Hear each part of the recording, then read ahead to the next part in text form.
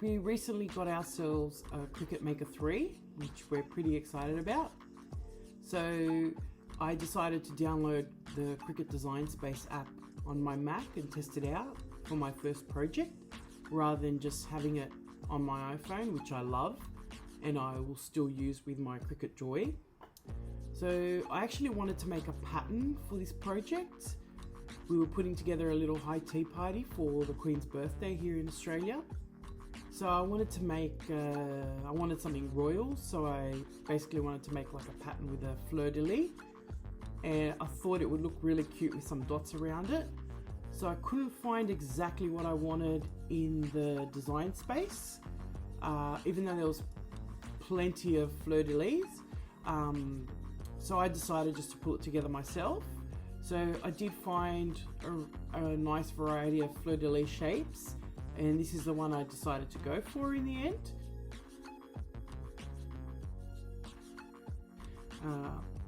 And I basically used it as my base to build out my pattern. Using the grids on the design space was made it really easy for me to ensure my pattern was aligned, and I'm not quite sure at this stage if there's a better way of creating patterns, but this made it easier for me. So it was basically a series of copy paste group, and then just aligning and realigning to make sure everything was lined up properly and spaced apart properly. I did use a little bit of distribute space evenly, and all of these options are in the Cricut Design Space, and you're probably familiar with them. So most of the options for Cricut Design Space are either up along the top or along the side, down along the right hand side towards the bottom, which is where you have, I think, your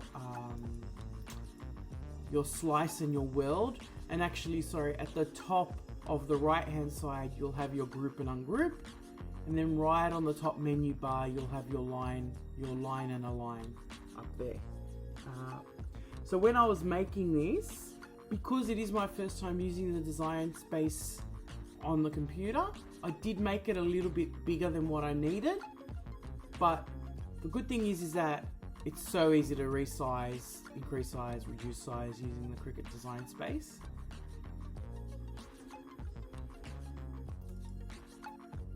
So this is me now adding the dots and trying to space them apart properly within the pattern. To be honest, I hadn't really planned or prepared this project as well as I would have liked to. Probably what I would have done, or what I will be doing next time, is I will be measuring the mug, and for this project I did use the Cricut mug. So I'll be measuring the mug just to check the height, and also the width too. There is another final element that I could have done better, but I'll get to that towards the end as you see me making the product. So there it is, there's my pattern. I really love how it came together.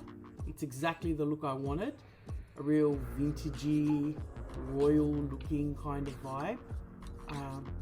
So the last part is that I just thought I probably didn't need to do this because of the way I did the mug, but I did add just a square border around it, and because I wanted a rectangle border around it, because I wanted a rectangle shape to be cut out with the little elements inside cut out as well, I simply created my rectangle,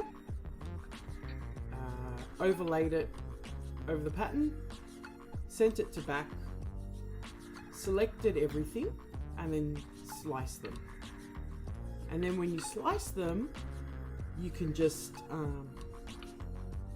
you can have all your cut lines there, your pattern set up, ready for cutting. Now what I didn't do, and you'll notice this when I make the mug, is I should have searched for a template for a mug. because when you do wrap the cutout piece around the mug when you're about to put in the heat press, the template has these little tabs which sit into the mug handle and they just create a nicer final product basically. But you'll see when I make the product what I'm talking about.